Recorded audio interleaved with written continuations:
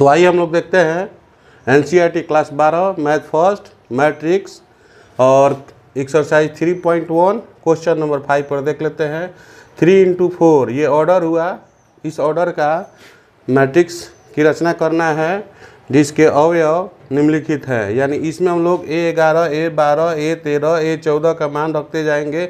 जैसे ही A11 रखेंगे तो इसमें मान I के जगह पर 1 1 हो जाएगा, A12 तो 1 2 हो जाएगा, A13 तो 1 3 हो जाएगा। यानी इसी से हम लोग एलिमेंट्स की निकालने का ये एक प्रकार का तरीका दिया है। इसी में मान रख के हमको एलिमेंट्स निकालना है। तो वो मैट्रिक्स क्या होगा, तो आपको उसी दिन बताए थे कि यहाँ पर जो है ऑर्डर जो दिया है 3 into 4 ये कोटि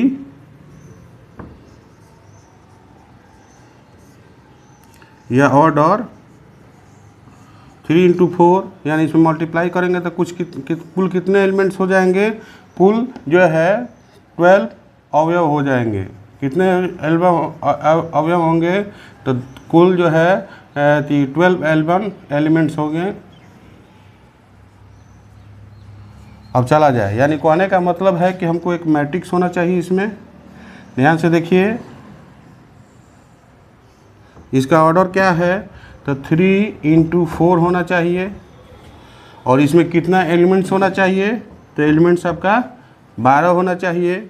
अब देखा जाए, उसी दिन बताए थे कि इसमें कितना रो बता रहा है, तो 3 गो रो, यानी फर्स्ट रो, सेकेंड रो और ये थर्ड रो हो गया। समझे कि नहीं, तो 3 गो तो रो हो गया। कॉलम की संख्या कितनी है, तो 4। ये C1 हो गया, ये C2 हो गया और ये C3 हो गया और ये 4, यानी कॉलम की संख्या 4 हो गया। तो देख रहा है ना यहाँ पर C4, कॉलम की संख्या कितनी है, तो 4 है, C1 C2 C3। इसे ही समझ में आ रहा है कि R1 जो रो हो रहा है, फर्स्ट रो हो रहा है, उसमें कितने एलिमेंट्स आएंगे, देख रहे हैं ना, तो 1 2 3 और 4, यानी कितने एलिमेंट्स आएंगे, तो 4 आएंगे। क्या आएंगे, तो A1 1 रो 1 कॉलम 1, फिर क्या होगा, पहले रो की संख्या, कॉलम की संख्या, फिर रो की संख्या, कॉलम की संख्या, फिर रो की संख्या और कॉलम की संख्या।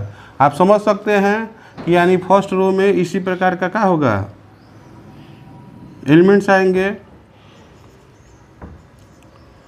और R2 में कितना हो जाएगा, तो देख रहे हैं ना, रो की संख्या 2 कॉलम की संख्या 1, रो की संख्या 2 कॉलम की संख्या 2, रो की संख्या 2 कॉलम की संख्या 3, रो की संख्या कितना, इसमें हो जाएगा 2 कॉलम की संख्या 4।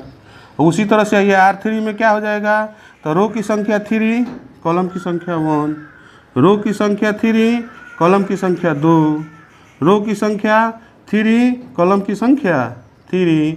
उसी तरह से इसमें रो की संख्या 3 कॉलम की संख्या 4, यानी हम लोग को कितना लिखना है, देखिए 4 4 8 और 4 3 12, कुल जो है 12 एलिमेंट्स हैं। तो आइए हम लोग देखते हैं, यानी एलिमेंट्स की संख्या आपका कितना हो गया, 3 into 4 = 12 हो गया। A11 A12 A13 A14 हम चारों निकाल लेते हैं। मान को कैसे निकालेंगे, सामने सिस्टम दिया हुआ है हमारा, इसी से एलिमेंट्स निकालना है, इसी से सभी एलिमेंट्स निकालना है।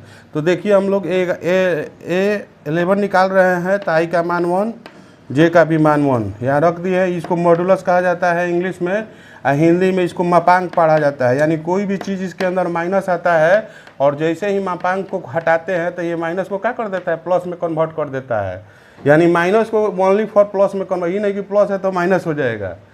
ये मॉडुलस जो होता है क्या होता है, निगेटिव, यानी निगेटिव जो भी साइन मतलब माइनस का चिन्ह होता है उसको क्या करता है, प्लस में कन्वर्ट कर देता है और ये बाहर निकल जाता है। तो ये आपके सामने है, फिर 1/2 -3 प्लस इतना, ये भी आपके सामने है, ये -1 हुआ। ये भी क्या होगा, जैसे ही इसमें मॉडुलस से निकलेगा तो इसको लिख सकते हैं हम लोग प्लस में 1 और ये क्या हो जाएगा, 1/2 हो जाएगा। उसी तरह से नीचे देखा जाए A13 I का मान 3 और J का मान 3, यहाँ 3 into I मैंने 1 हो गया प्लस J का मान हो गया। इसको हल करेंगे, कट गया 0, 0 से कुछ में मल्टीप्लाई करते हैं तो क्या होता है, 0 होता है। फिर 1/2 -3 into 1 + 4 वही बात हुआ, -3 4 जोड़ेंगे तो ये 1 हो गया, मॉडुलस 1 का 1 1 होता है, और 1 से इसमें गुना करेंगे तो 1/2। यानी इसी तरह से आप लोग को शेष A21, A22, A23, A24, A31, 32, 33 सब निकाल लेना है। और चैनल को आप लोग देखिए, वीडियो को मतलब अच्छी तरह से चैनल को सब्सक्राइब कीजिए।